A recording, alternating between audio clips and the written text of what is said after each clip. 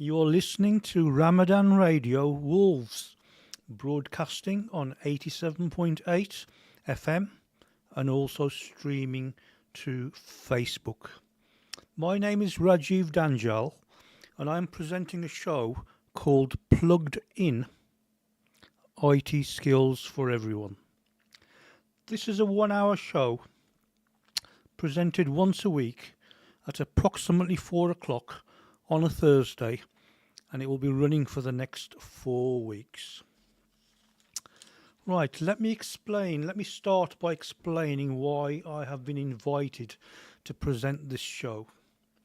I am a volunteer for a Wolverhampton based charity called Secret Angels UK.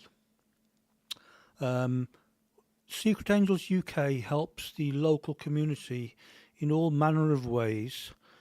It's been running for 3 years now, and it's won many awards, and it's a great contributor to the local community.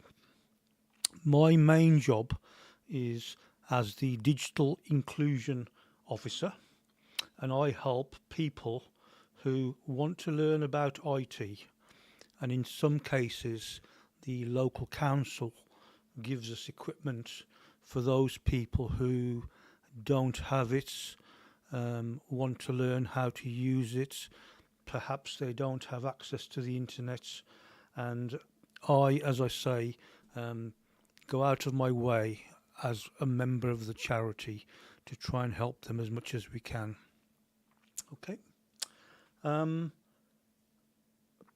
to learn more about our charity, which I'm not going to talk too much about today, other than occasionally, we have a show next week, scheduled on Tuesday at 5 o'clock, run by Alvina Ali, who's the founder of the Secret Angels charity and is also a member of Ramadan Radio, Ramadan Radio Wolves, and hence the connection.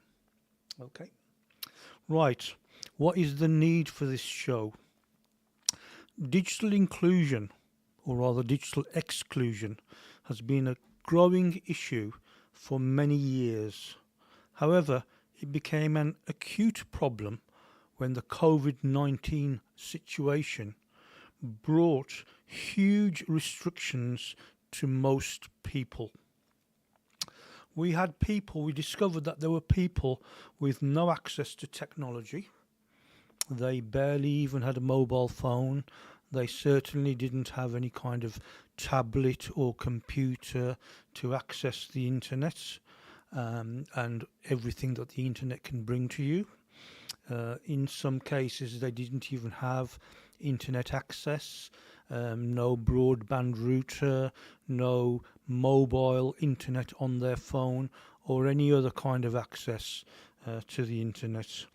We found that there were people whose skills were very low because they never had the need to use the internet and all it offers us, and they would have loved to have learnt how to use the internet and how to use all the services that are available in the modern world, but either did not know how to use it, were too scared to use it, or simply nobody could explain it to them in a way that they could understand. In extreme cases, when the government started providing school sessions through WhatsApp or through Teams or through Zoom, we found that there were, for example, parents with 3 children, sometimes only a single parent, and those 3 children could only use one mobile phone. So they couldn't all have lessons as they needed. And so this became a big problem, and it meant that somebody had to do something really, because we did not know how long this problem would last, and we didn't want to disrupt the education of our future generations. As I said, there were people who had very, very little knowledge of online services. So they didn't realize that you could order your medicines. They never needed to, because they would just go to the doctors, or they would write a prescription, hand it over. They didn't know that they could do this without having to attend the doctors, which of course they were not allowed to do easily, because we were all told to stay at home. Um, Sometimes they couldn't even get their shopping in, because they didn't realise you could perform shopping online.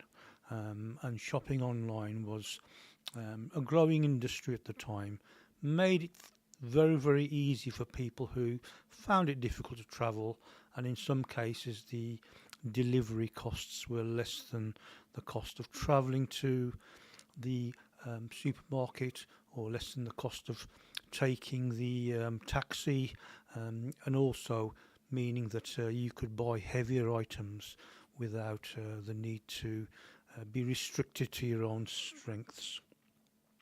So there's a whole bunch of reasons why digital exclusion became an issue that had to be addressed, and we within the Secret Angels decided to try and do that in collaboration with the council. As I say, the council gave us equipment, worked with us, and pointed us to members of the community who needed assistance. Okay, so that's the background to this show. Next, the background to why I'm sitting here talking to you. I've been in IT for an awfully long time. My background is that I have a degree in computer engineering. I also have a master's degree in computer science. I have spent 5 years working at British Telecom in the communications area. I've spent 12 years working at IBM producing online services before really the days of the World Wide Web as we know it today. I then worked for the University of Wolverhampton for 19 years, providing services mainly to businesses in some of our newer areas. And from all this experience, I learnt an awful lot about IT, about how to present information about IT to, as I say, mostly businesses. The good thing about business is that their time is valuable, and therefore they listen to you and try and get whatever is useful, and they're there because they wonder whether there is a need for them to stay abreast. The average member of the public doesn't always do that. Some people are scared, some people are, as I say, can't afford the technology, and therefore they don't want to investigate it. So I have experience in explaining things to people in a simpler manner. Later on I'll explain some of um, the challenges I have to face myself because I get too passionate, spend too much time talking and possibly not enough time listening, and possibly going far too much into depth. But anyway, that's a challenge for me, and I'll try not to expose our listeners to some of my quirks. Okay. The next thing I'm going to say is that I'll be presenting these shows in English. The reason is because although I speak Punjabi and I speak some Hindi, my language skills are really not good enough to present a smooth show, particularly where many of the things I'll be talking about are new technologies for which there are words and concepts in English, but I don't know those words and concepts in the other languages. So my apologies. I may occasionally break into one of the other languages, but most of the time I'm going to try and stay in English, and um, perhaps, certainly not today, but perhaps in future shows, I will open up our telephone calls and our WhatsApp lines um, for people to call through and ask specific questions if they want to, but I would prefer not to do that today. Okay, so our show is split into two parts, and there'll be a 5 minute, 6 minute break, and during that break you'll hear some adverts, and then I'll be back at 4:30 to carry on to the end of the show. Okay, right, now why is this show called um, Plugged In? IT skills for everybody. Okay, so I'm passionate um, about computers, about mathematics and digital technologies, and I can talk for hours. So I'm going to mostly talk about small segments, but I'll be doing that in the second part of the show. So for now, the show, as I say, is called IT Skills for Everybody, and it's called that, as I say, because there are so many aspects of IT these days that it's really difficult to um, explain things in a way that every person will understand. So ideally, I'm going to start from the beginning in many, many areas and try and focus on what I would say are real world problems. So, what can you do with IT that you perhaps didn't realize? How easy is it? How hard is it? What do I need? Where can I get help? So that's the focus. And as I say, plugged in is really because just like a TV, just like a television, also a radio, like this radio station, Ramadan Radio Wolves, there are around about three things that you need. Number one, you need a source of power. Now, in the old days, that meant you had to be plugged into the mains. So your TV would not really work um, without any power from the mains. Occasionally, you could buy televisions that had battery operations, but again, you're plugged into power. So both your TV and likewise your radio device needs to be plugged in to power, to energy. Secondly, you need to be tuned in to some kind of broadcast. Okay, you need to be tuned into some kind of broadcast. And those listeners of you today are tuned into Ramadan Radio Wolves. That's where you can hear my voice. That's where you can, fingers crossed, understand my message. In exactly the same way as a television station, you have to be tuned in to a broadcast, a terrestrial broadcast. And then, as I say, the third thing is being tuned into static isn't good enough. You need to be tuned in to the right radio station. So there are all sorts of frequencies on which we transmit radio. There are all sorts of frequencies on which we transmit television stations, and you need to be tuned into the right one. Of course, the world has moved on now. Terrestrial broadcasts aren't the only ones or the only ways to pick up information that's transmitted for everybody's use. Today, when I was young, there were only three TV stations: BBC One, BBC Two, and ITV.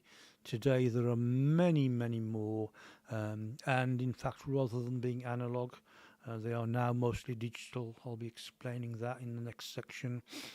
So there are lots and lots of radio stations, lots and lots of TV stations to choose from, to be plugged into. You can, as an alternative, you can plug in via um, a satellite dish. Okay, so you don't have to tune your TV into a terrestrial station. You can pick up satellite, you can pick up cable TV, you can even pick up stations via the internet, and I'll be talking about that too. Now, I've got only a few seconds left for this first part of the show. I've hoped you enjoyed it so far, and as I say, I'll be getting into the nitty gritty of IT in the second part. So, in around about 10-15 seconds, we'll be going on to listen to our sponsors, and after about 6 minutes, as I say, the um, radio presentation will come back to me, and then I will carry on with a welcome back and a presentation for the rest of the show. Thank you very much.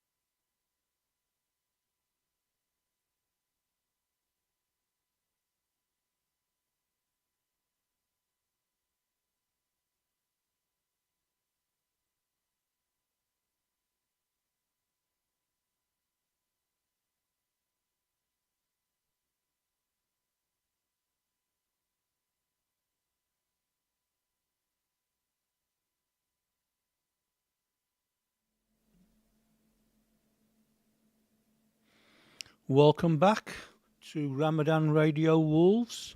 This is Dhanjal, um, continuing the presentation of my show, Plugged In IT Skills for Everybody.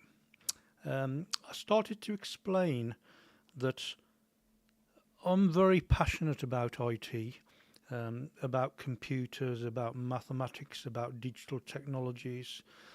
I could talk for hours and hours and hours. And if I get ahead of myself, let me apologise in advance. We have around about 24 minutes. I'm going to try not to bore you. I'm going to try not to get too deep into any subject. Unfortunately, that means that some people will be very satisfied and some people will not be satisfied. My dear father once said to me, you can please some of the people some of the time, but you can't please all of the people all of the time. So I'm going to progress with that in mind. Okay, so the first thing I'm going to explain, IT is obviously an acronym for information technology. And sometimes you might hear it called ITC when the word communications was added and it became information and communications technology, or ITC, ICT. And the reason for that is because more and more possibilities became available to you if you could interconnect your technologies. In other words, if the technologies could communicate with each other. Okay, so that's where the word IT comes from. That's why we have it in the title.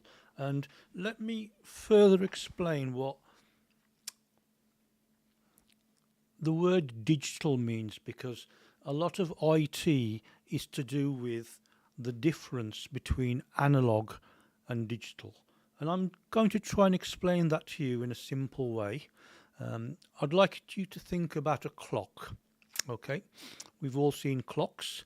In the old days, we remember clocks being big round things with hands. There was an hour hand, a minute hand, and a second hand. The second hand moved quite quickly. You could see it moving. The minute hand was a little bit slower, but if you looked very, very carefully, you could see it edging forwards, and the hour hand moved very, very, very slowly. A much simpler simile is if you've ever been out into a garden where there's a sundial. A sundial, for those youngsters, is a shadow of a stick or something pointing upwards, and depending on the position of the sun, it tells you approximately what the time is. Okay, approximately what the time is. You can probably tell what the hour is. You may have difficulty telling what the minute is, and you probably can't tell what the seconds are. That sundial is what we call an analog clock. It's giving us an approximation of the time. Likewise, on a big round clock, a mechanical clock, whether it's a grandfather clock, whether it's a wind-up clock, whether it's a wristwatch, if you can see the hand ticking, then the hour hand is an approximation to the time. Yes, you could argue that, like for example now, it'll say 4, but it won't actually say 4. It'll be somewhere between 4 and 5. Okay, so it's approximately 4, but if it was a digital clock, it would say exactly 4. It wouldn't say 4 and a bit, it would say 4. And the minute hand, which is probably closer to the number of minutes that have passed within the hour, again, that's approximately the number of minutes, to a greater accuracy, but on a digital clock, it will give a precise number. So it'll say 34 because it's 1634. And then the second hand, which you probably don't need to guess at because it's probably accurate enough on either an analog clock or a digital clock. However, if you are a sports reporter and you're interested in times, and so for example a 100-meter race is measured to tenths if not hundredths of a second, you need a greater accuracy. Saying it's about a minute really isn't good enough. So in some instances we need a number, an accurate number, to represent a piece of information. So this is all about information, but how do we represent that information? We represent it in a digital way rather than analog way. And of course, digital information we can write down.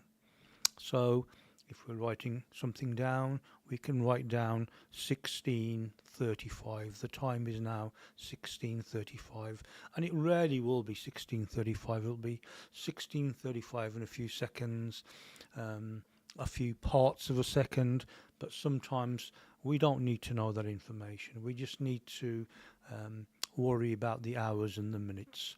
Okay, so a clock, an analog clock and a digital clock, I hope is a way of explaining the difference between analog information and digital information. In the same sort of way, if we were to weigh ourselves, if we were to weigh something, we might get that measurement from our scale with a dial going along that says you're 75 kilos or 75 and a bit kilos. That bit is a continuous number, but we can't really write down a continuous number because there's too many digits to write down. So we restrict the number of digits and it makes everybody's life easier. The other thing about the modern world of technology is that technology can handle digital information in a far superior fashion to analog information.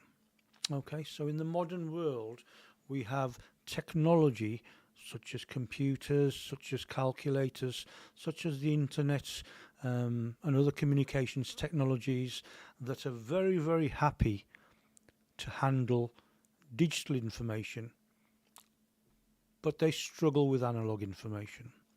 And it's difficult for human beings to work with that analog information from technology. It's much, much easier to work with digital technology, but not only that, the technology itself makes the information, which might originally have had an analog content, it puts it into digital format first, processes it, and then presents it to us nicely in a way that we are happy and find it easy to digest.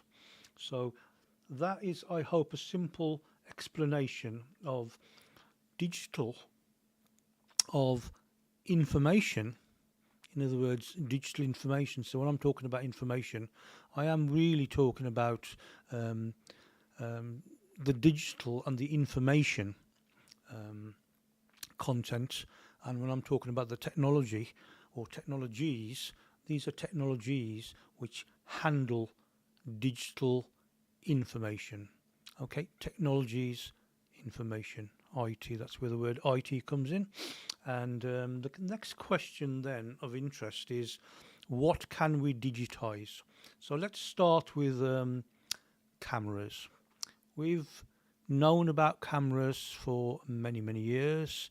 Virtually everybody, the younger ones, the older ones, know about the difficulties of cameras in the old days. Okay, so in the old days we had to buy some film. We'd put the film into our camera, and the film was based on silver and some other compounds, and it was quite expensive, and it was only of a certain size. For example, 24 photographs, or maybe sometimes 36 photographs, and we had different qualities of photograph that we could take. We needed a camera. We'd have to wind the picture forwards. We'd press the button. We'd ask everybody to smile in advance. Sometimes it worked, sometimes it didn't work because people were looking the wrong way. Um, Sometimes there wasn't enough light, so we had to have a bulb which flashed to make sure there was enough light. We then had to wait until the film was finished, and if we had more photographs to take, we had to put another film in. And if we again were halfway through, if for the sake of argument you had 1.5 reels, one reel had come out because you'd finished with it, the second reel was still in the camera, you didn't want to waste those photographs, you could then take your one reel to, for example, Boots the Chemist's, any of the other places that would develop the negatives for you, and you'd end up with pieces of paper, photographs. Sometimes you were happy with these, sometimes you weren't happy with these, sometimes you thought, wow, that's a good photograph, let's make it bigger. And you take the negative to another developer and they'll make you a bigger photograph or a smaller photograph. So this is what many of us know about. And as I say, there were many problems, costs associated with photographs. Imagine if every little dot of a photograph was a number rather than an approximate colour. So modern cameras, when they capture an image, each little dot is represented as a number, not as a amount of light. Okay, so because it's a number, we can now do different things. Modern digital technology has a lot more capacity than the 24 film reels or the 36 film reels. We also have small images on the back of a camera, and you can see what the camera is seeing. You can line things up, and because you have a lot more capacity on the storage device of a camera, it means you can take many more photographs. You can take photographs that you think that might be nice, that might not be nice. It doesn't matter because I can always throw them away. In the case of old-fashioned cameras, you actually had to throw the images away, and you had to pay for them in the first place to make sure that you could see what it was like. But now with modern information technology, the image is lots and lots of information, and the technology allows you to take many more pictures. It also means that as the quality of the technology improves, you can take what we call higher and higher resolution pictures. So it means that instead of blurry images, you can now tighten up the resolution. You can take good clear pictures. If you do accidentally take a blurry picture, you can just chuck it away. If you want to enhance an image, like there are, for example, people in this image that you did not want to include, modern technology, computer equipment allows you to, for example, erase parts of a picture. You couldn't do that with the pictures of the old days, not easily. It means that with modern digital technology, you can enhance an image.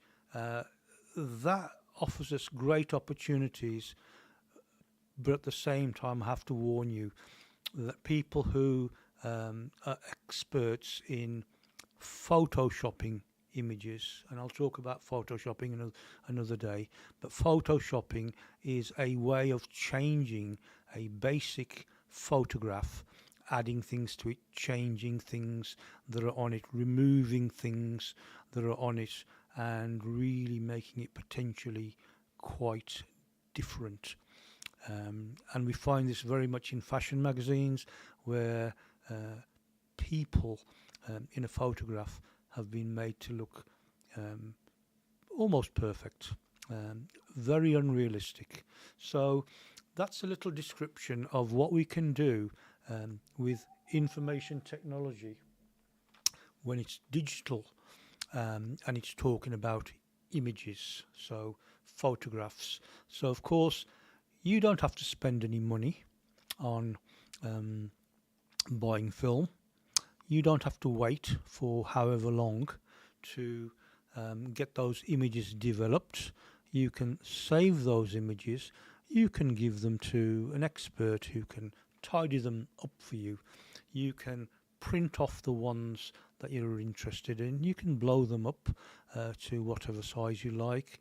You can even transmit them around the internet, which I'll be talking about later, to your friends and relatives in no time at all, which is something you can't easily do with photographs. You have to put them into an envelope.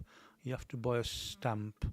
You have to get the address of the person you're sending them to, and you have to hope that they arrive, which they should do, and they don't get rained on, etc., etc.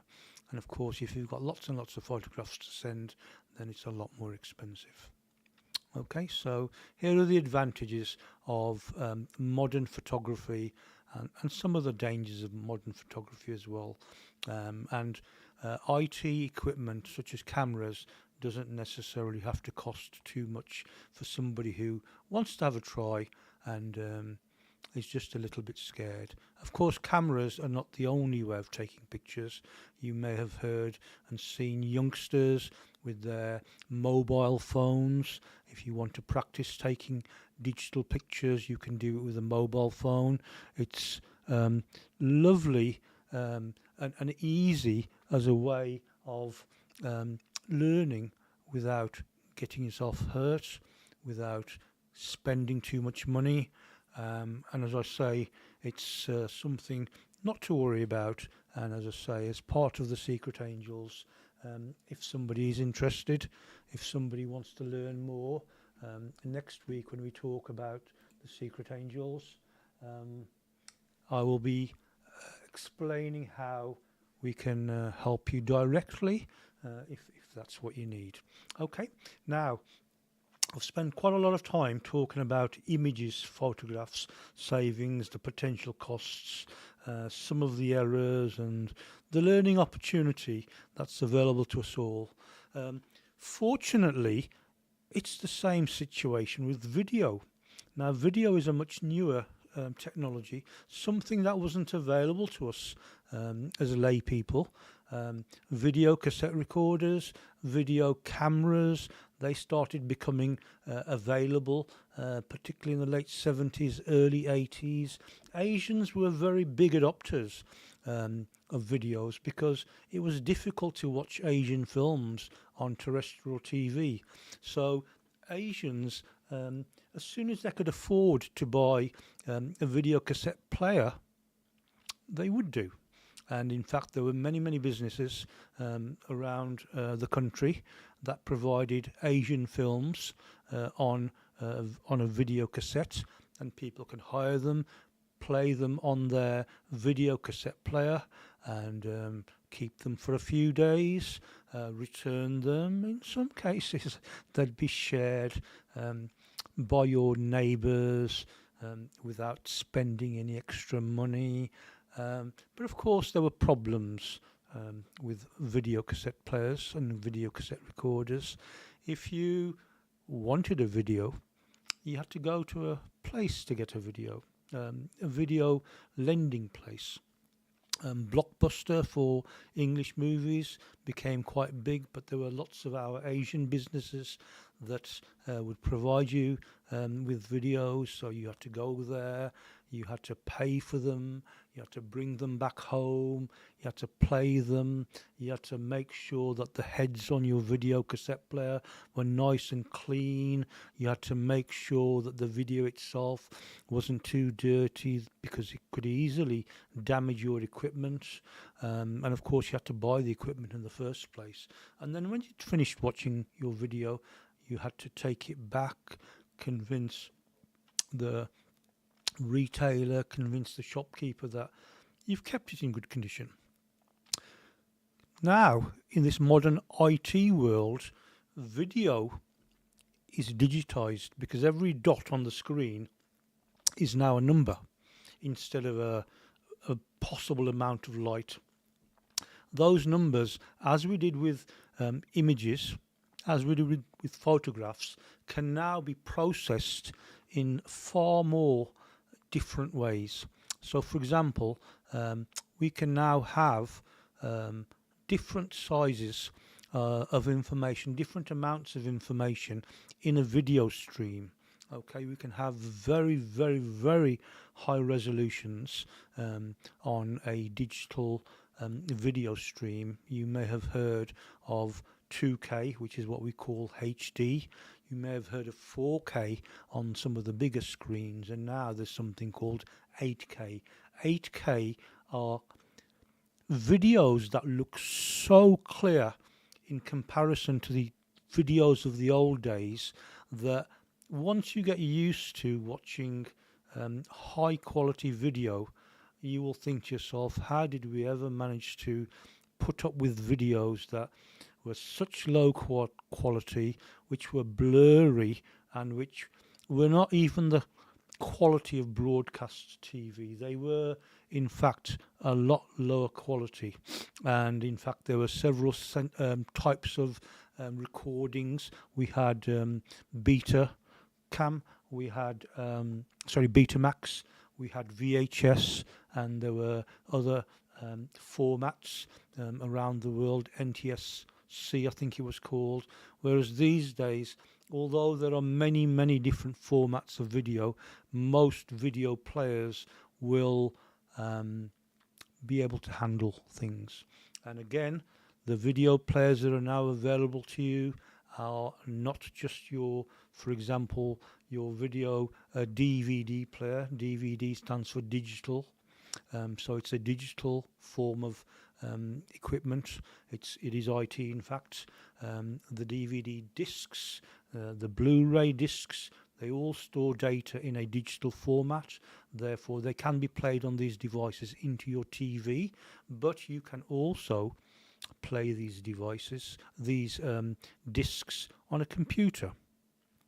So if you buy such a disc, you'll play it on your computer, and you can play it obviously as much as you like. The quality should stay the same.